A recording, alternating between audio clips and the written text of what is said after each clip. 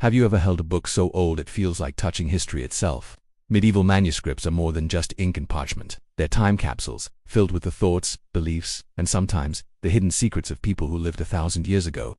Today, we're pulling back the vellum curtain to uncover the world of the shadow scribe, revealing the astonishing secrets hidden within the margins and under the very text of these ancient books. Imagine a monk, hunched over a desk in a cold monastery, spending months or even years copying a single book by hand. The script is perfect, the illustrations are divine, but what if I told you that wasn't the whole story? Look closer, into the margins, and you'll find a world of chaos and creativity. This is where the scribes, often anonymous and bound by strict rules, let their true personalities shine. We find bizarre doodles, or marginalia, like knights battling giant snails, monkeys playing bagpipes, and even hybrid creatures that would feel right at home in a fantasy movie. Why were they drawing these? Some scholars think it was simple boredom relief, a way to break the monotony of copying religious texts. Others believe they were inside jokes, social commentary, or even symbolic representations of the eternal struggle between good and evil. That fearsome knight fighting a snail might just represent the struggle against worldly temptation. It's a secret language, a silent rebellion tucked away where only the most observant eyes would notice. But the secrets go deeper than just doodles. Have you ever heard of a palimpsest? It as a manuscript where the original text was scraped or washed off so the expensive parchment could be reused. It was the ultimate medieval recycling program. For centuries, the original lost texts were thought to be gone forever. But thanks to modern technology like multispectral imaging, we can now see through the top layer of ink and read the ghostly words underneath. What we've found is breathtaking. Lost works of ancient Greek mathematicians like Archimedes, forgotten Roman legal texts, and even early Christian writings have been rediscovered this way. It's like finding a hidden library beneath the one we already knew. Each palimpsest is a 2-for-1 deal on history, a silent conversation between two different eras on a single page. And the scribes themselves left personal, often hidden, messages.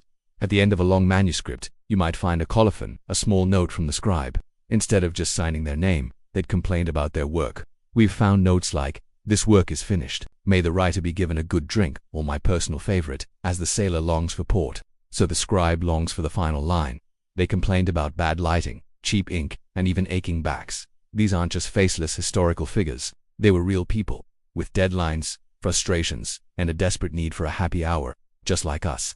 It bridges the gap of centuries, making these shadow scribes feel incredibly human and relatable. Sometimes, the secrets weren't in the margins, but in the very ink itself. Scribes used a variety of recipes to create their inks, often from ingredients like oak galls, iron salts, and gum arabic, but some used secret ingredients or codes.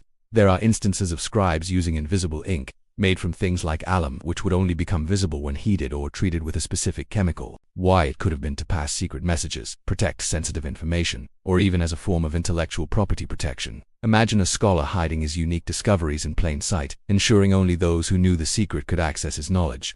It's the medieval equivalent of password protection. Color was another vehicle for secret meaning. The vibrant blues, reds, and golds used in illuminations weren't just for decoration. The color blue, for instance, was often made from lapis lazuli, a stone more expensive than gold, imported all the way from Afghanistan. Using it in a painting of the Virgin Mary wasn't just an artistic choice. It was a profound statement of devotion and wealth.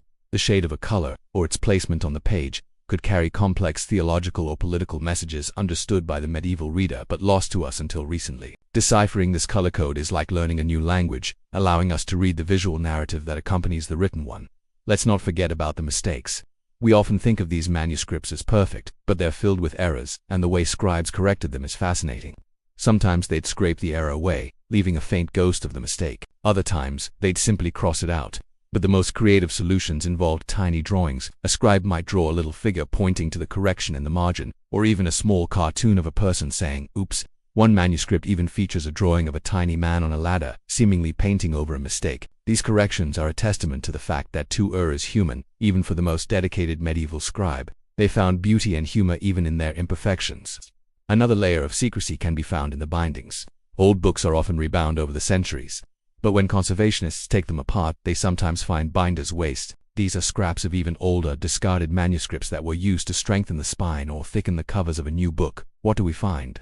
Fragments of lost poems, snippets of unknown musical compositions, pages from heretical texts that were supposed to be destroyed.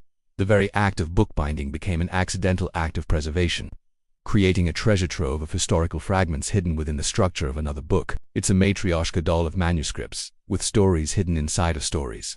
So, the next time you see a picture of a medieval manuscript, Don't just glance at the text. Look closer. Look in the margins for the snail-fighting knights.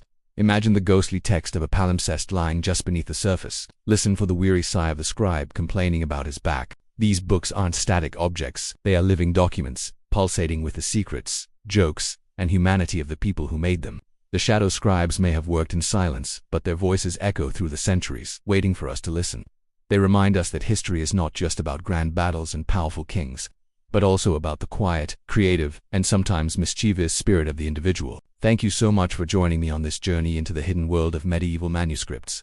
If you found this as fascinating as I do, please hit that like button and subscribe for more adventures into the past. Let me know in the comments which medieval secret surprised you the most. Until next time, keep looking for the stories hidden in plain sight.